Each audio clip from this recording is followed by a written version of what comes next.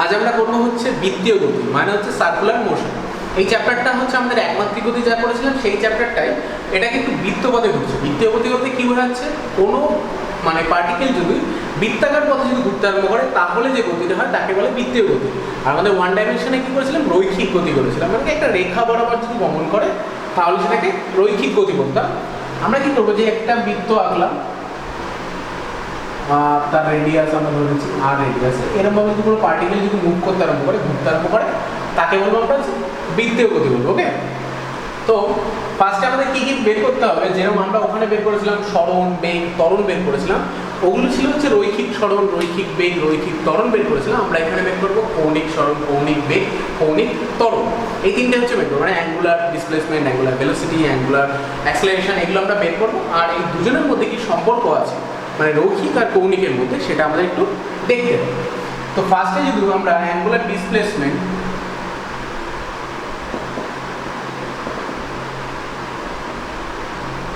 মানে হচ্ছে কৌণিক, কৌণিক সরণ যদি আমরা ফাইন্ড করতে হয়, ভালো করে দেখা যায় কৌণিক সরণ। এক্ষেত্রে আমি ধরে নিয়েছি একটা পার্টিকেল এ পয়েন্ট থেকে স্টার্ট করলো আর বি পয়েন্ট থেকে জার্নিটাকে শেষ করলো, বি পয়েন্ট। সবকটাতেই তো এখানে রেডিয়াস ও ইকুয়াল টু আর হলে এটা ইকুয়াল টু তো আর হবে, এমন তো না যে রেডিয়াস চেঞ্জ হচ্ছে। তাহলে কার রেসপেক্টে বের করবো, কার রেসপেক্টে বের করবো সেটা একটু বোঝা যায়। সেটা হচ্ছে আমার এখানে দেখলাম অ্যাঙ্গেল করেছে থিটা, তাহলে কি করলাম, বললাম প্রাথমিক পজিশন থেকে সে থিটা অ্যাঙ্গেল করে বসে আছে, তাহলে অ্যাঙ্গেল যেটা করেছে অবশ্যই রেডিয়ানে, সেই অ্যাঙ্গেলটাই হচ্ছে আমার কৌণিক সরণ। তার মানে কৌণিক সরণ কত হবে, থিটা। তো থিটাকে আমরা ডিফাইন করবো কি করে, কোণ কাকে বলে, বৃত্তচাপ বাই ব্যাসার্ধ, মানে হচ্ছে এবি বাই ওএ। এবিকে আমরা স্মল আর দিচ্ছি, সরি এবিকে আমরা এস দিচ্ছি, আর ওএ কে দিচ্ছি আর।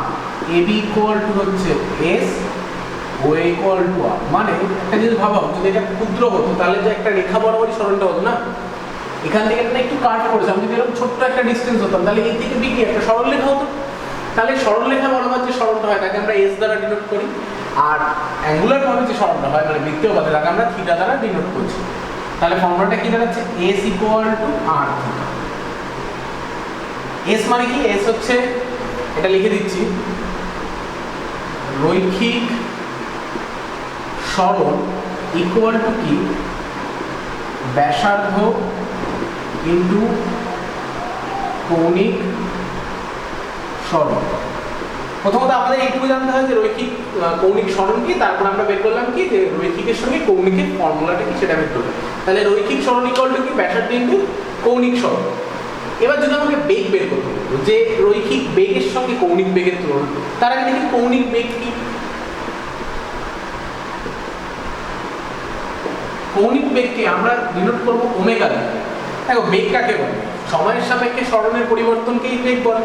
তাহলে হিসাব মতো থিটা বাই ই, বা অনেক ভালোভাবে লেখার জন্য লেখা যায় ডি থিটা বাই ডিটি, ক্ষুদ্র সরণ বাই ক্ষুদ্র টাইম লেখা যায়, এটা লেখা যায়। তাহলে রৈখিক বেগ হচ্ছে এটাকে যদি একটু ডেরিভেটিভ করা হয় দেখা যায় কি আসে, DS by DT equal to R into D theta by DT.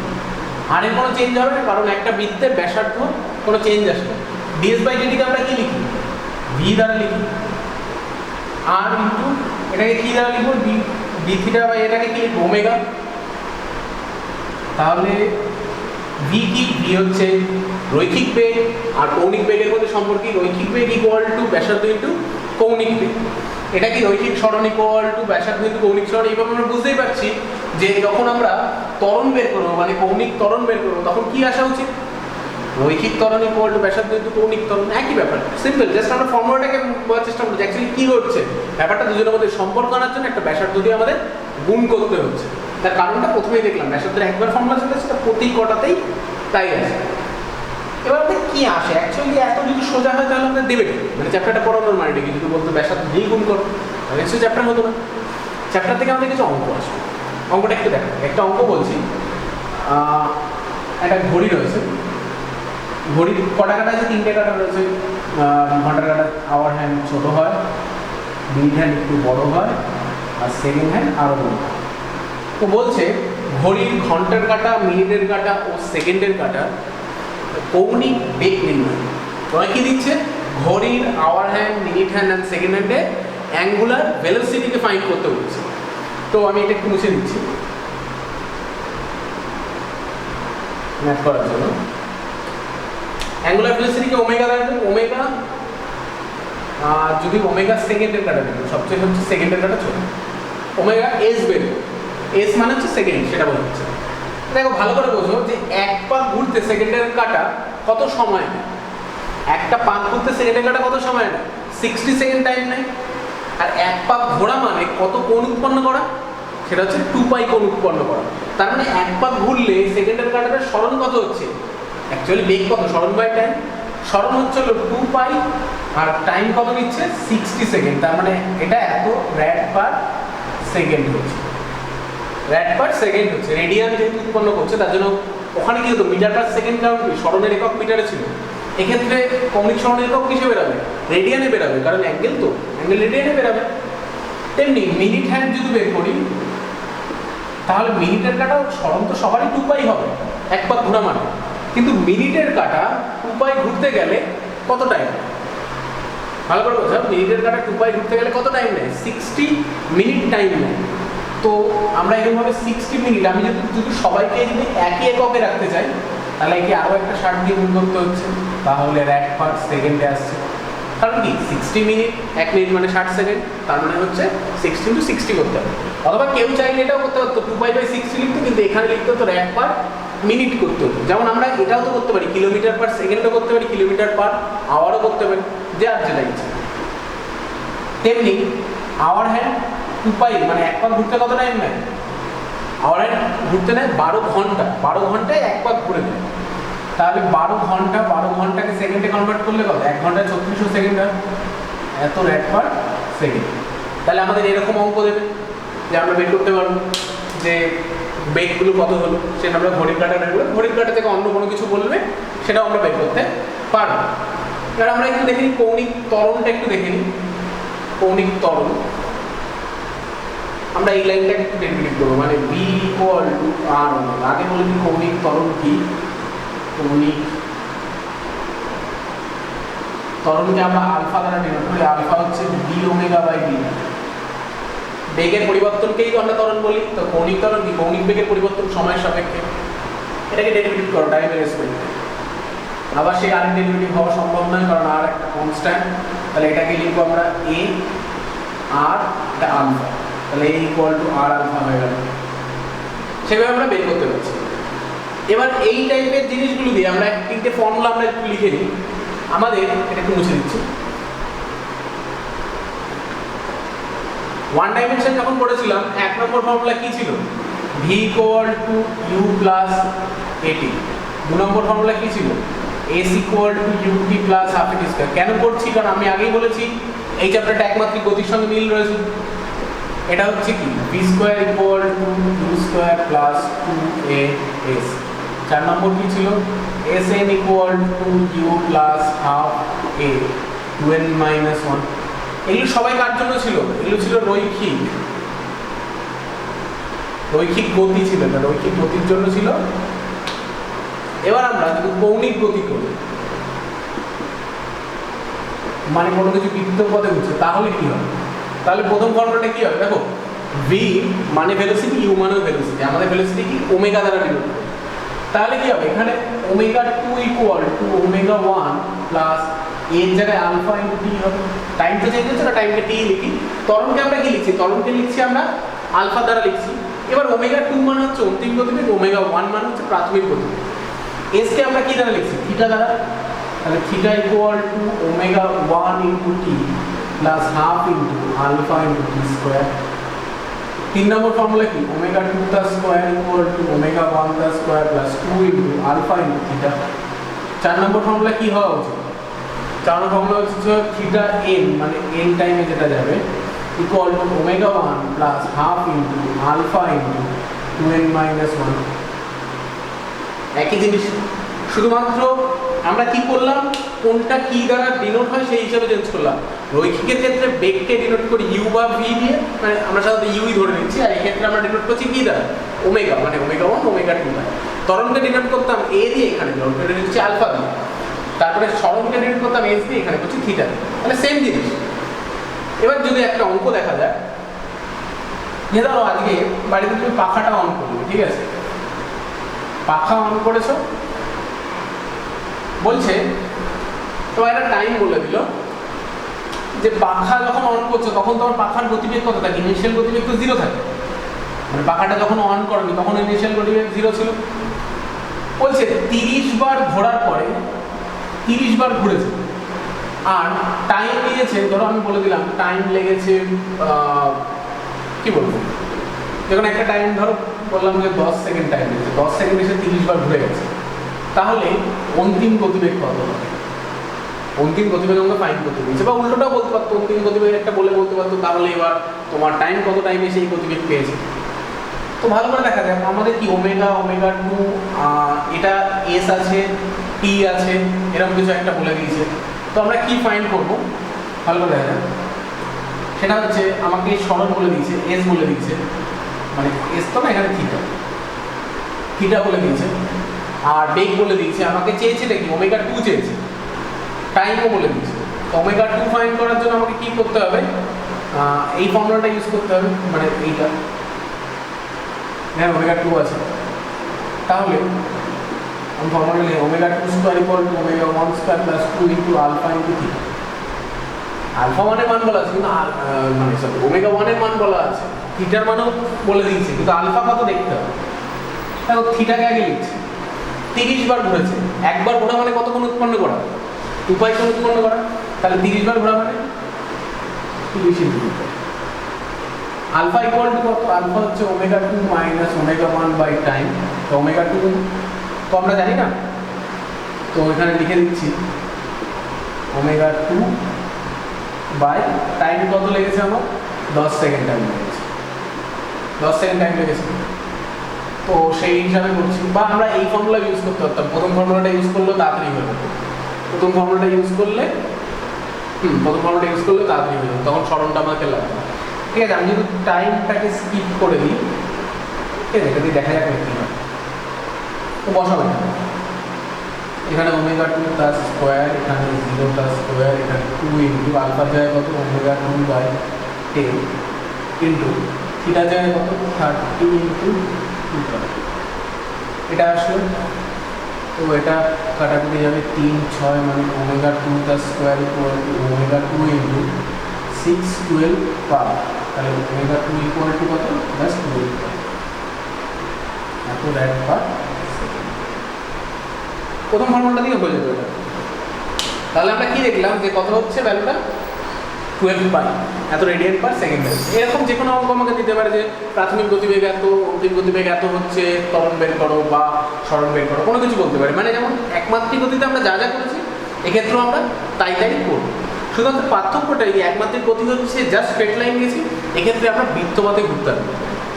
এবার যদি বৃত্তপথে কোনো বস্তু যদি ঘুরতে আরম্ভ করছে, ধরো বৃত্তপথেই ঘুরছে এবং তার গতিবেগও ধ্রুবক থাকছে, মানে কি আমরা যেমন কি বলেছিলাম সমবেগ কাকে বলে বলেছিলাম, যদি অভিমুখের পরিবর্তন না ঘটে আর মানের পরিবর্তন না ঘটে।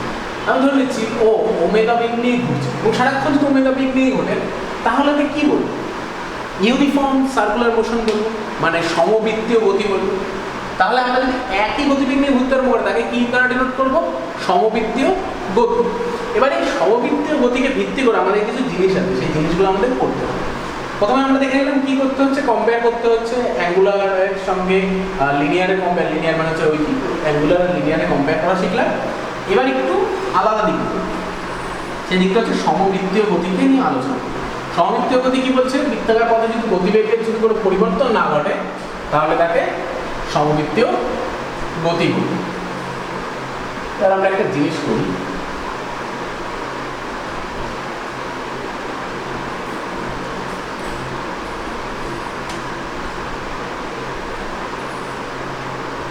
এটা হচ্ছে বৃত্তাকার পথ, এটা তোমার হচ্ছে সেন্টার। ফার্স্টে তুমি এই পজিশন ছিল, এই পজিশন, সেক্ষেত্রে তোমার লিনিয়ার ভেলোসিটি ছিল ভি।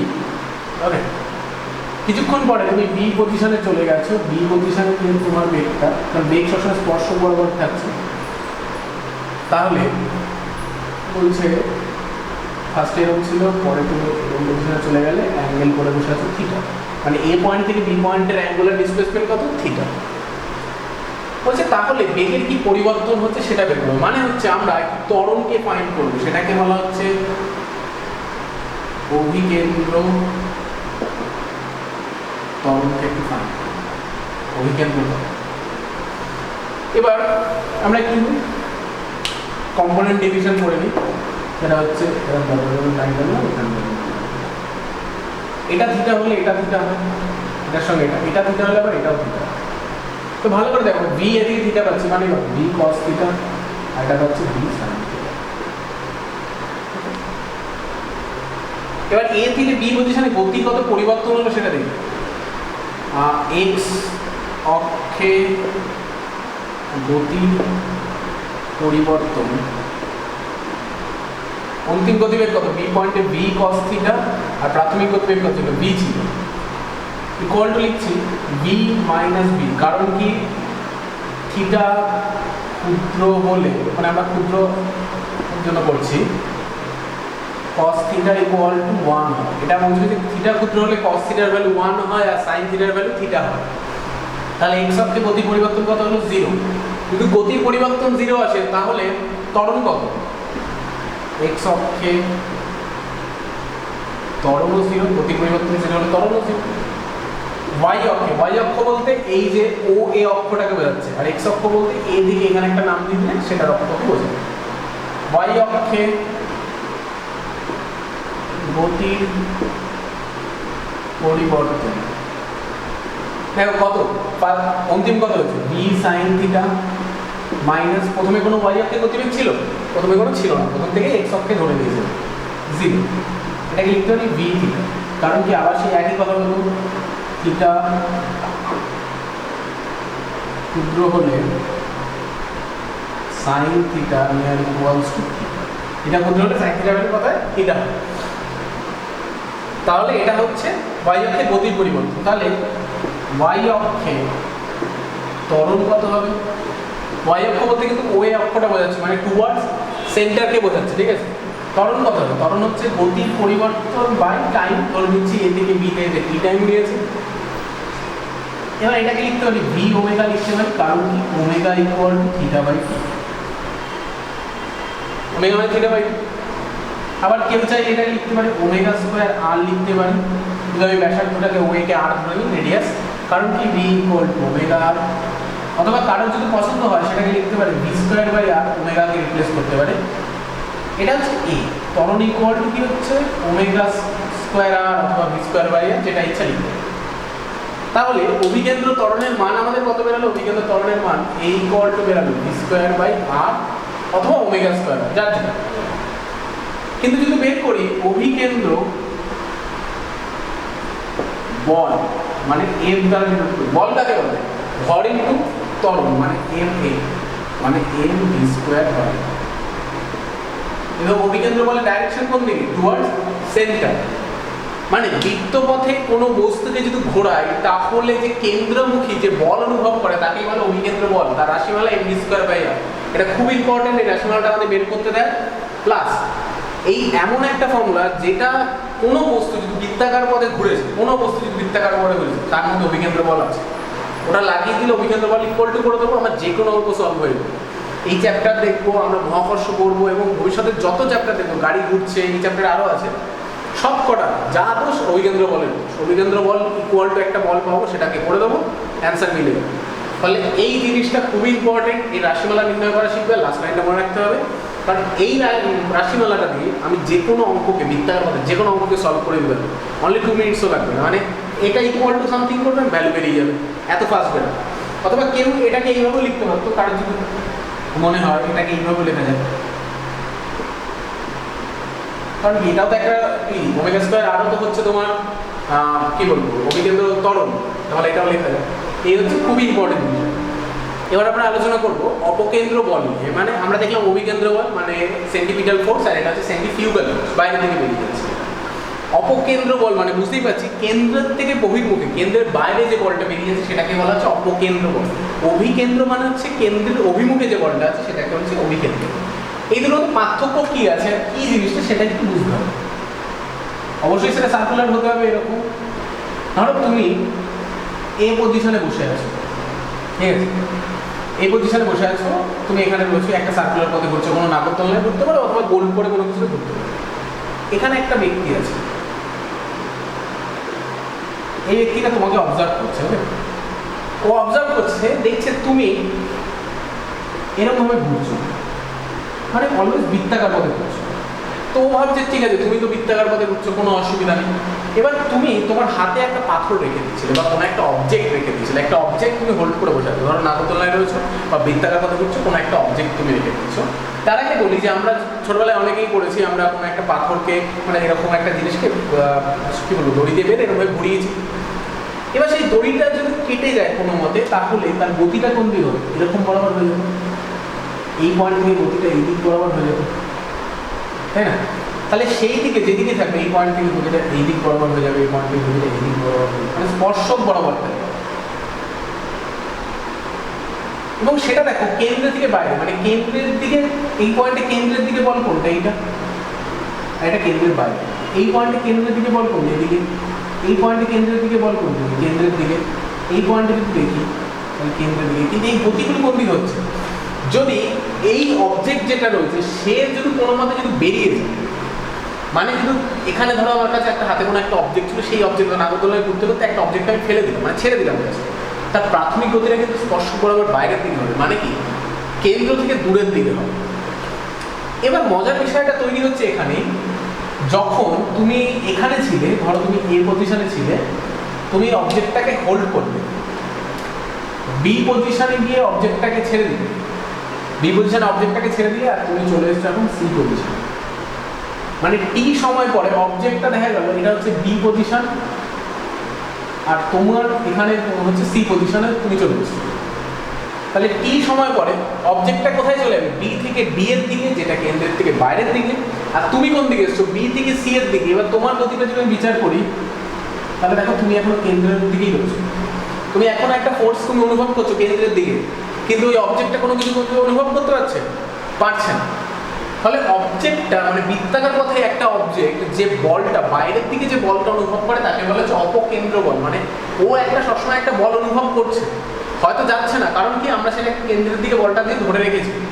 যদি কেন্দ্রের দিকে বলটা দিয়ে ধরেই রাখি, তাহলে ব্যাপারটা বুঝতে হবে যে এই অবজেক্টটা এই দিকে গতিটা কার জন্য পেল, অভিকেন্দ্র বলের জন্য পেলে। তাহলে অপকেন্দ্র বল ইকুয়াল টু হচ্ছে অভিকেন্দ্র বল, এবং মড দিয়ে দিলাম। মড মানেটা কি, ভ্যালুর দিক থেকে, ভ্যালুর দিক থেকে সমান, ডাইরেকশনের দিক থেকে পুরো অপোজিট, মানে পুরো লম্বভাবে কাজ করবে। তাহলে এফ ইকুয়াল টু এফ অপকেন্দ্র বলের জন্য কি হবে, এটাও হবে এফ বি স্কোয়ার বাই। অপকেন্দ্র বলের রাশিমালাও একই, কারণ কি এই অপকেন্দ্র বলটা জেনারেট হচ্ছে কোথা থেকে, অভিকেন্দ্র বল থেকে জেনারেট হচ্ছে। তুমি যদি বৃত্তাকার পথে না ঘুরতে, তাহলে কি তুমি বাইরে থেকে কোনো বল অনুভব করতে? অ্যান্সার হচ্ছে না।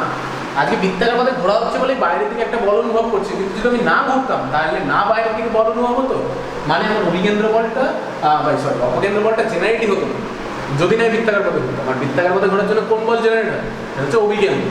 তাহলে অপকেন্দ্র বলের রাশিমালা আর অভিকেন্দ্র বলের রাশিমালা সমান, তাহলে আলাদা কেন? সিম্পল কোশ্চেন, যদি আমার রাশিমালা সমান হয় তাহলে আমি আলাদাভাবে কেন পড়বো, একটাই করতাম, দুটো কেন ভাববো নাম দিতে যাবো? তার কারণ হচ্ছে অভিকেন্দ্র বলটাকে আমরা নির্দেশতন্ত্রের সাহায্যে পরিমাপ করতে পারি, কিন্তু অপকেন্দ্র বলকে পারি না। তার কারণ কি, অপকেন্দ্র বল জেনারেট হচ্ছে কখন, যখন পার্টিকেলটা মুভিং হয়েছে, যখন পার্টিকেলটা মুভ করছে, তাও আবার কোনো সার্কুলার পথে মুভ করছে, সার্কুলার পথে মুভ করলে তখনই আমার অপকেন্দ্র বলটা জেনারেট হচ্ছে। ফলে এই অবজেক্টটা যে বাইরে স্থির রয়েছে সে কখনোই অপকেন্দ্র বলটাকে ফিল করতে পারে।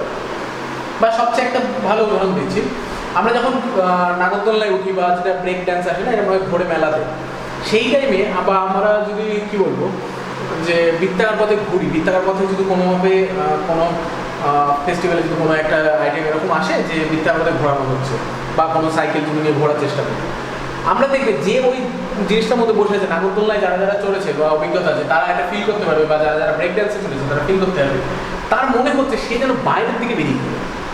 যারা ওই ব্রেক ড্যান্সটাতে চলেছে, মানে যে জিনিসটা সেরকম ওলট পালটভাবে ঘুরতে আরম্ভ করে দেয়, তার মনে হবে সে মনে এই মনে বাইরে বেরিয়ে যাচ্ছে, এই মনে বাইরে বেরিয়ে যাচ্ছে, সে ওটা ফিল করতে পারছে কিন্তু সে বেরাচ্ছে, কারণ তাকে আটকানো ঢুকে রয়েছে, সে বাইরে বেরাচ্ছে। কিন্তু এই ব্যক্তিটাকে সে কি বুঝতে পারছে ও কি ফিল করছে? বাইরে যে স্থির রয়েছে দাঁড়িয়ে চুপচাপ, সে কি ফিল করতে পারবে যে ও বাইরের দিকে বেরোতে যায়? সেটা আমি বুঝতে পারছি, সে তো পারবে না। মানে এই নির্দেশতন্ত্রটা অপকেন্দ্র বলকে তো ডিনোট করতে পারছেই না। যেহেতু কোনো জড়ত্বীয় নির্দেশতন্ত্র একে ডিনোট করতে পারে না, মানে স্থির নির্দেশতন্ত্রকে ডিনোট করতে পারে না, তার জন্য অপকেন্দ্র বলকে আমরা বলে থাকি অলিক বল। ঠিক আছে, অলিক বল বলে থাকি, ভূতুড়ে বল বলতে পারো। যে এই বলটা জেনারেট তো হয়, কিন্তু একে আমরা এক্সপ্লেন করতে পারবো না যে নিউটনীয় নির্দেশতন্ত্রের সাহায্যে আমরা তাকে এক্সপ্লেন করতে পারছি না। মানে এই জিনিসটাকে আমরা কোনো জড়ত্বীয় নির্দেশতন্ত্র মানে হচ্ছে আমাদের কোনো ফ্রেম দিয়ে তো আমরা বোঝাতে পারছি না, ফ্রেম অফ রেফারেন্সের রেসপেক্টে, কিন্তু এটা কিন্তু প্রেজেন্স থাকছে, অবশ্যই প্রেজেন্স থাকছে। কার সাপেক্ষে? ও যখন মুভ করছে।